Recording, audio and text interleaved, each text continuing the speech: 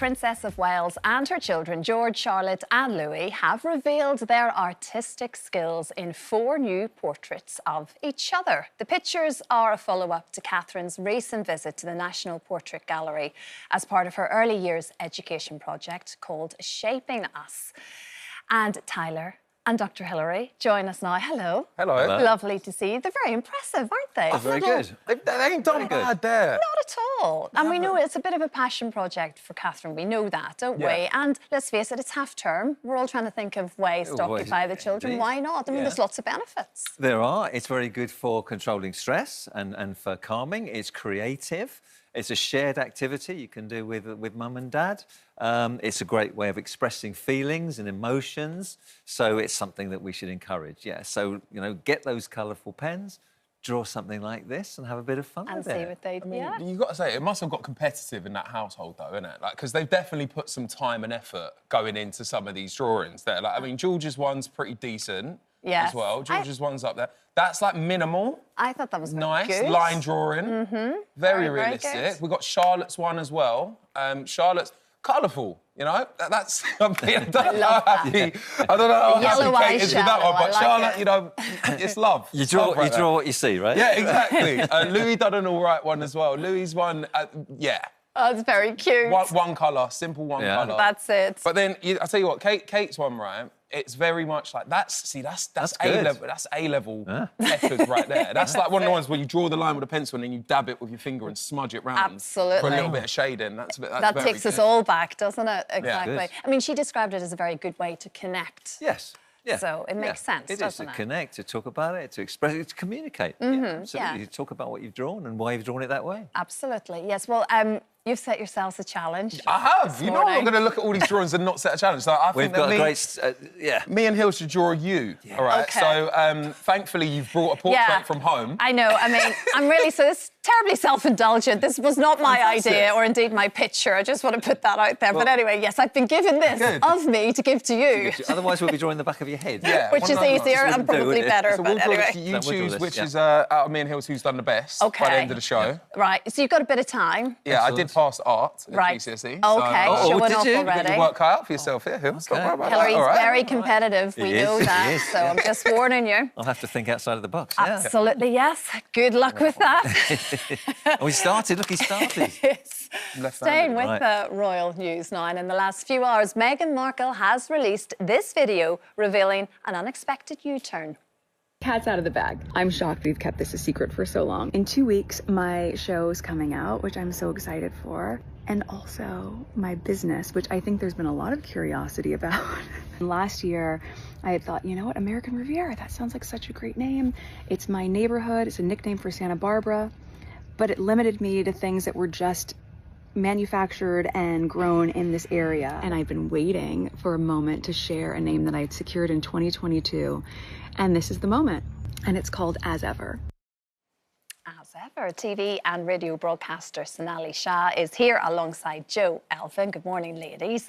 So there's a bit of a tease going on, really, as to what's to come with this big new rebrand. I think we might have to start calling her Meghan Muddle. It's like, do you know what I mean? It's like, let's try and recap. She posted that video overnight, and as she mentioned, her Netflix series With Love, which was postponed in the wake of the LA fires, will be launched in 2 weeks, as well as this separate business, which is also supported by Netflix. Now, As Ever does seem to be replacing the brand that she announced almost a year ago, American Riviera Orchard, and apparently will focus on her interests: food, gardening, entertaining, thoughtful living, and finding joy in the everyday. So crafting, let's not forget crafting. Crafting, is that part of joyful living? Preserves is the word that I keep hearing. Yeah, she said jam is my jam. Oh, man, she didn't.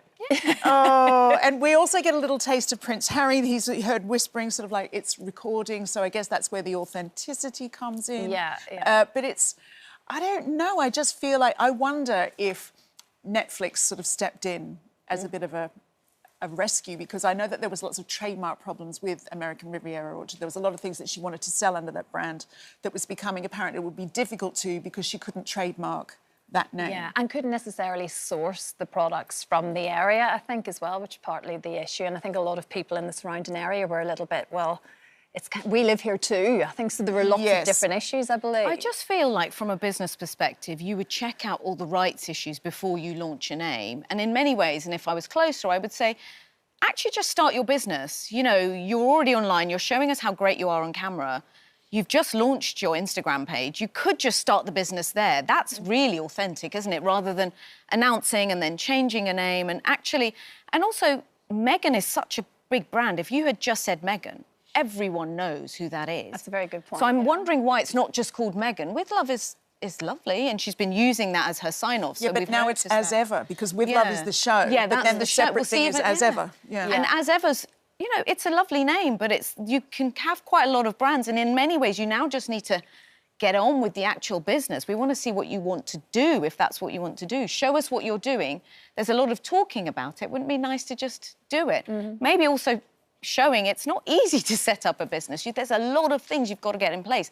But if anyone's got access to advice... 100%. It would be Meghan. And you've got Netflix behind you as well. I mean, I'm guessing will be hugely successful, but like you say, it creates a lot of talk, doesn't it? It's interesting that she's mentioned that Netflix almost... She's hinting they're a business partner I think in they this. Are. Yes. That's what she said. So I wonder if you'll see them on the website. And it makes me wonder if that's why she can't call it Meghan, because it's not entirely hers. Oh, quite possibly, yeah. There's always more going on. But in a way, you just want to see it now, because actually, most people soft launch businesses. This is the hardest launch ever. That's true. So you are hard launching, and you're putting a lot of pressure on yourself. Yet we're still slightly all a bit confused. As to what the products are, exactly. Well, we undoubtedly will know very, very soon, mind you. And, of course, the Netflix series, everything will be everywhere, won't it? Interesting times in that household, isn't it? Yes, lots going on.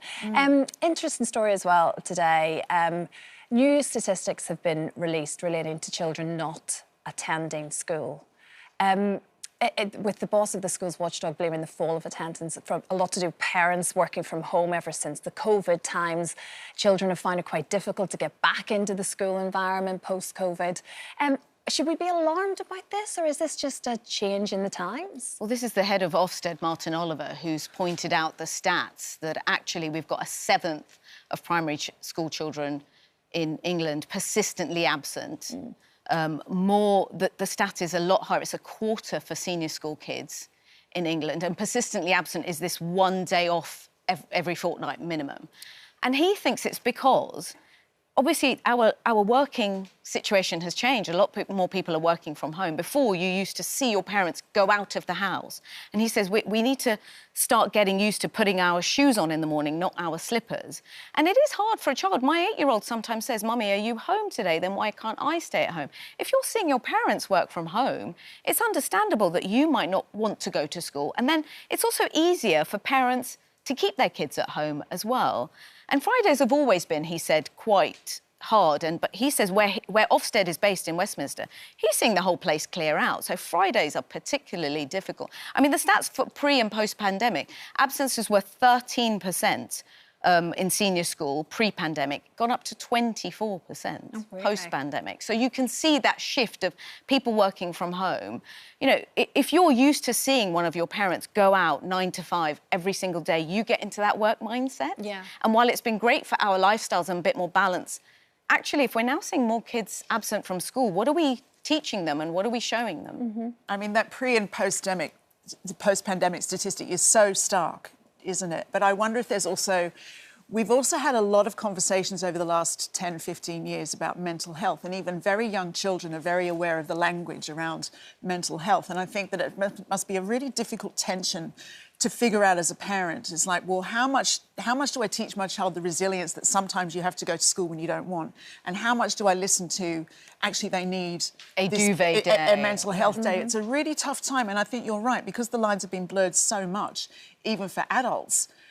We have to find a new way to talk to children about it's actually normal to leave the house. And it's normal not to have a great day every day. Exactly. You can have days where you don't feel like going in. That's OK. We all have those.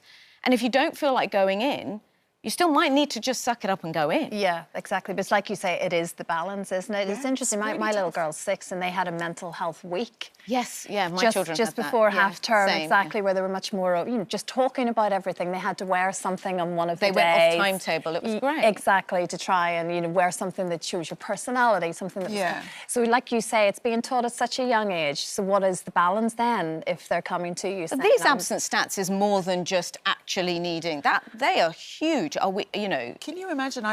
It was just such a non-negotiable when I was a kid. And if we think our kids are under too much pressure, then we need to look at maybe if people are going down to 4-day weeks, should we overhaul our school system? That's a separate conversation. But at the moment, we are where we are. And actually, why are kids so absent? And it's because maybe it is because it's easier to have them at home now. Absolutely.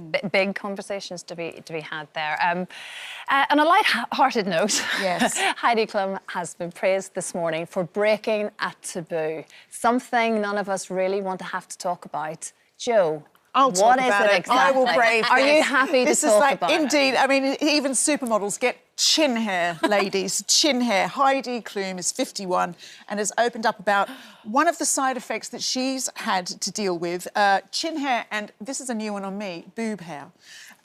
So she said that the ones on her chin are like tree trunks and those on her boobs are as long as her pinky finger. But so is this the last taboo? It's like, for, you know, we've had menopause, we've had bladder control talk, we've had vaginal dryness, we've talked about all sorts of things. But I used to go to the gym and I had this lovely female trainer, Camellia, and she was the one person, every now and again, she'd come up to me and just pluck. And she'd pluck a chin hair that I hadn't seen and show it to me, and it would be this long. And I said, how long have I been walking around with that? Yeah, I'm not Solidarity. sure how I feel about someone plucking me, but that's like I'm so glad she did, because I didn't see it. But she wasn't alone in embracing this. Judy Love was also open about how she checks her chin for hairs while on Michael McIntyre's. It's not just an age thing, is it? Because actually, if you have polycystic ovary syndrome, things like that, it can be a sign of something else. But yes, it's definitely a hormonal thing as well. Yeah, Judy Love, the very wonderful Judy Love taking photographs of her own chin to check that she didn't have a chin hair. There you go. You see? Happens to the best of us, have a little bit of feel. It's always that one stubborn one that everyone talks about. Just don't play with it, that's all. Hi there. Thanks for watching our YouTube channel where we upload new videos every single day. You can click here if you're interested in this video or head to the homepage for some more amazing content.